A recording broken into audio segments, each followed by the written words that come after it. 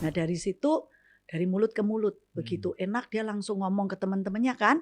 Jadi kalau tadinya ulekan saya cuma 1, 2 bungkus, sebulan itu saya sudah bisa beli ulekan yang sekali ngulek 10 ulekan. Jadi Diameter berapa tangan itu? saya 50 meter. 50 50 senti. senti. Satu ya 50. Setengah Pokoknya meter. segini lah, semeja Gede. itu. Belinya. Jadi dia kayak begitu. Dari saya nggak bisa ngulek, akhirnya tangan saya gede sebelah. Karena ngulek sendiri. Nah ini biasanya kalau anak-anak muda sekarang, kalau mulai usaha, jangan belum kita ngalamin, udah diserahkan ke orang. Kita harus ngalamin dulu sampai kita tuh bosen-bosen, baru kita ajarin orang lain untuk menduplikasi. Kalau anak sekarang kadang-kadang baru seminggu udah mau jadi bos. Kalau dulu saya benar-benar ngalamin sampai tangannya gede sebelah.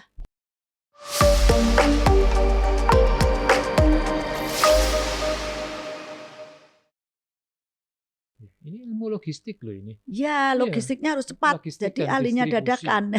Distribusi. Inventory juga. Ya. Jadi sekarang ada berapa titik? Untuk nasi kotaknya 14 titik. Tapi restorannya setiap mall. Jadi yang untuk titik nasi kotak itu memang dia tidak buka resto, nggak ada dine-in. Enggak. Kita khusus terima. Bahkan kita sekarang punya yang namanya call center, di mana orang telepon, langsung kita distribute daerahnya mana. Itu. Ya itu semua dari garasi bisa kayak gitu, perlu bertahun-tahun dan kita perlu tiap hari Pak, orang kalau mau kerja mau sukses itu tidur harus mimpi. Mimpinya gimana kerja supaya kita ini lebih maju dari sebelumnya. Tapi jangan lupa bangun. Jangan lupa bangun. Betul kan? Kalau anak-anak sekarang pokoknya mau kerja mau enak. Dan mau pensiun sebelumnya enggak. Pensiun saya setelah 35 tahun. Umur saya 60 baru pensiun. Ya, menarik sekali. Nah, kemarin kan kita habis melalui pandemi itu, Bu. Ya kan hampir semua bisnis kuliner kemudian mengalamilah itu. Hancur semua. Ya. Apa pengalaman Dapur Solo melalui itu? Ya, kebetulan Dapur Solo itu kan makanan yang setiap orang familiar. Jadi soul food namanya, itu makanan yang setiap hari kita makan tapi males buat. Jadi waktu pandemi memang itu benar-benar hancur. Kita harus 3 bulan, Bapak ingat ya, pandemi 3 bulan semua ditutup, lockdown. Mall nggak buka. Terus itu benar-benar kita hancur di situ. Istilahnya harus bayar karyawan, terpaksa kalau karyawan nggak mau dibayar setengah atau berapa itu harus dirumahkan. Mereka ya pilihan ini nggak bisa. Bahkan yang di mall atau di resto yang nggak laku itu kebuang semua. Jadi waktu pandemi orang itu banyakkan utang daripada dapat profit. Itu memang harus. Itu kalau dibilang musibah.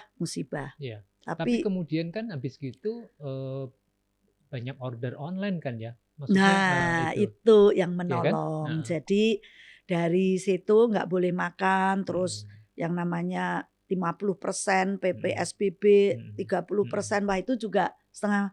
Kita juga semua orang yang di bisnis kuliner, pariwisata itu benar-benar kembang kempis istilahnya. Mati segan, hidup tak mau. Ya, akhirnya ada yang online. Terus delivery, Gojek, Grab itu sangat membantu. Lumayan lah buat menyambung nyawa. Jadi bukan untung tapi menyambung nyawa dulu. Nah baru tahun-tahun ini, awal tahun baru mulai bisa pulih kembali. Ya mudah-mudahan jangan takut dengan pandemi lah. Kadang-kadang ini nggak tahu pandemi dulu tuh saya juga apakah ini benar atau konspirasi politik dunia, kita nggak tahu. Tapi yang penting itu yang buat terutama F&B pariwisata hancur. Tapi pabrik obat untung luar biasa. Jadi itu kita nggak tahu lah. Itu jangan dibahas di sini. Next. Jangan-jangan buka bisnis obat. Apa? Wah, bisnis obat itu udah kelas dunia itu Pak. Konspirasinya nggak cuma di Indonesia aja, karena serentak semua. Oke. Nah, Oma mengikuti, mengalami jatuh bangunnya berbisnis kuliner Ya. dan mengamati bagaimana perkembangan industri kuliner kita. Ya. Waktu Oma bikin di garasi tahun 98 itu juga mungkin belum banyak juga seperti hari ini, banyak outlet betul. makanan dari luar negeri juga. Sekarang kan hampir ini Ya. banyak sekali. Nah, menurut Oma gimana? Ini yang pertama gini, kuliner Indonesia. Karena sekarang kan banyak kuliner Korea itu Ya. kan. Nah, bagaimana menurut Oma? Kuliner Indonesia itu Pak luar biasa sekali sebetulnya. Kebudayaan kita di bidang kuliner, terus budaya itu benar-benar dilirik oleh orang-orang mancanegara. Sekarang bule sudah cenderung bukan makan roti, tapi nasi. mereka nasi. Mie goreng, bihun goreng. Saya kalau keliling ke New Zealand, nengokin anak saya, bahkan ke Amerika, bule suka makanan Asia. Tapi kenapa makanan Indonesia ini belum begitu terkenal kenapa itu? Di negara yang lain? Saya terutama di New York. Karena kenapa? Saya harap nih nanti Bapak kan di Parekraf. Ayo kita mulai memasarkannya. Jangan cuman buka basar-basar untuk 3 hari habis duitnya. Selesai. Ayo kita benar-benar bikin, menancapkan brand itu di mana. Saya waktu mengunjungi di Orlando Pak. Saya sampai bilang, buset, Kenya, di Kenya, makanan Kenya itu dari yang pasti ada Jepang, China, Korea, Thailand. Itu pasti ada di setiap negara. Indonesia itu belum, padahal Indonesia itu paling disuka. Ayo bersama-sama dari kementerian ini coba dari ini G2G nih harus menancapkan. Bukalah misalnya di Universal Studio. Itu sebetulnya ada sewa yang namanya booth. Kita bisa mendunia dari situ. Orang Amerika tuh malas keluar negeri karena semua ada di sono. Lihatnya dari mana? Universal Studio. Nah kalau bisa di situ why not? Ada rencana dapur Solo mau buka di. Kalau diajak ini G2G udah bukan B2B. Harus pemerintah yang ke pemerintah. Nah mudah-mudahan nanti Pak Sandi dengar gini dia langsung bisa buat kulinernya di studio. Setiap Universal Studio di Tokyo, di Amerika, mungkin di Paris, kalau ada makanan Indonesia pasti mendunia. Dan kedua, bumbu. Bumbu ini benar-benar agak sulit karena makanan Indonesia ini rumit. Kita harus sederhanakan, jangan semua dibuat. Restoran Indonesia yang di luar negeri itu kadang-kadang sampai saya bingung. Ini gimana buatnya ya? Jualan nasi Padang, jualan mie ayam, jualan siomay. Ternyata mereka bukan orang yang kuliner. Mereka tuh berumah tangga, iseng mau cari duit. Jadi kadang-kadang nggak kepikir kan susah, nggak ada pembantu susah, karyawan mahal. Padahal makanan Indonesia itu nggak gampang dibuat loh. Iya, rumit dan butuh proses. Butuh proses. Thailand, kenapa gampang? Vietnam, karena dia cuma bakukan beberapa. Yang harus dikenal tuh apa dulu. Oke, Pak William sudah mulai dari rendang, nasi goreng. Mungkin kita harus bakukan apa dulu. Karena soto tuh banyak Pak. Sotonya yang mesti gimana, rawon. Jadi kita harus pilih beberapa yang disupport pemerintah untuk mendunia. Dan ini dipromosikan oleh harus Kementerian Pariwisata yang mempromosikan. Baru kita dapat gaungnya.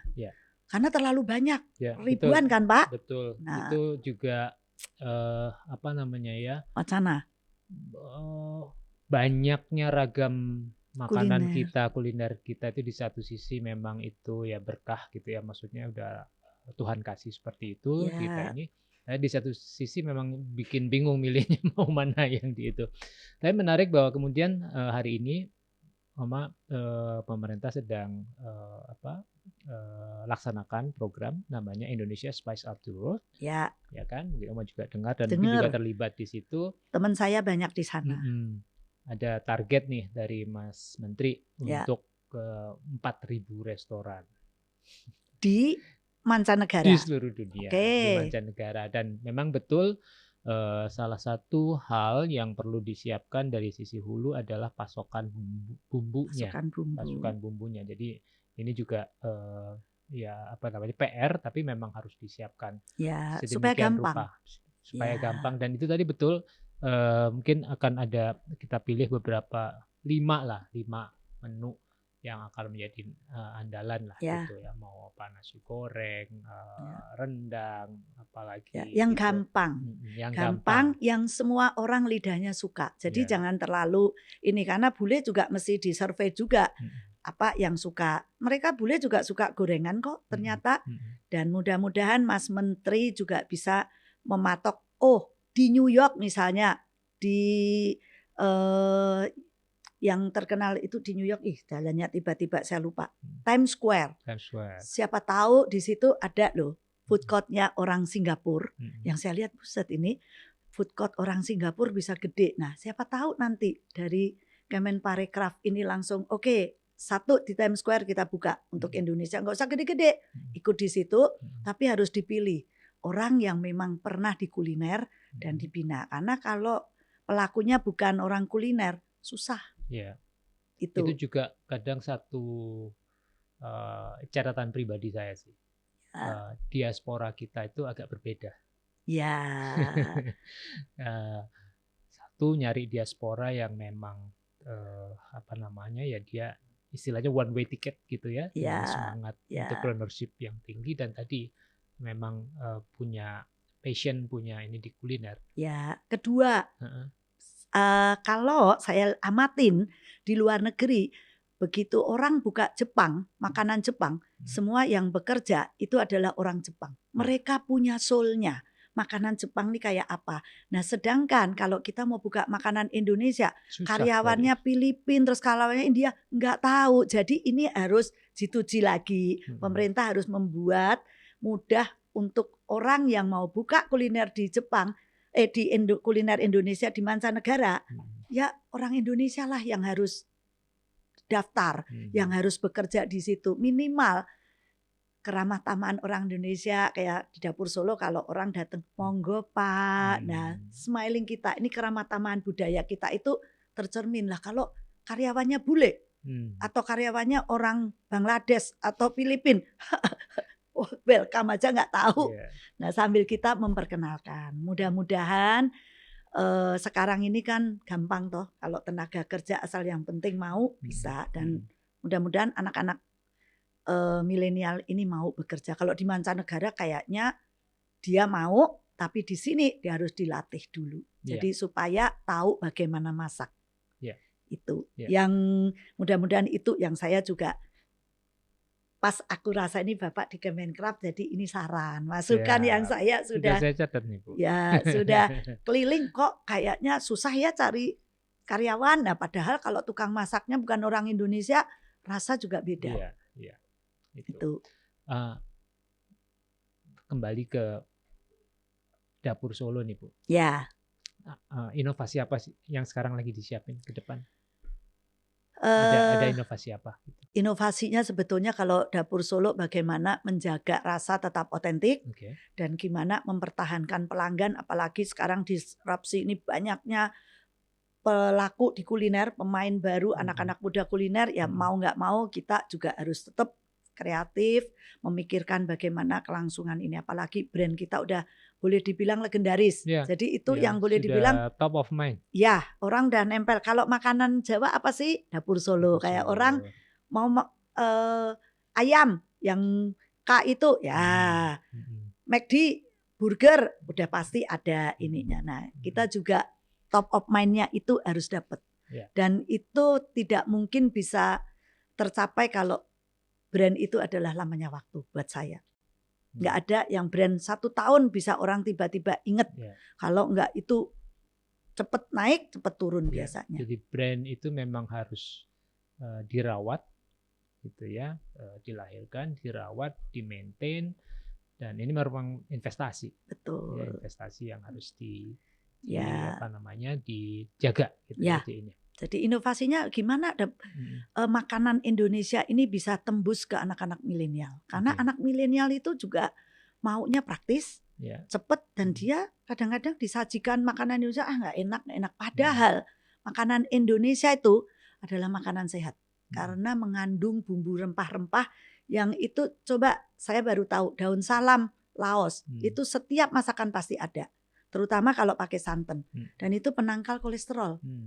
Nah, ini yang anak-anak muda nggak tahu. Jadi kita harus membuat telling story sebetulnya, supaya supaya anak-anak muda tuh tahu bahwa mencintai makanan kita, makanan Indonesia tradisional itu lebih sehat daripada kita mencintai makanan budaya luar yang instan gitu. Ya. Oke, baik, terima kasih Oma.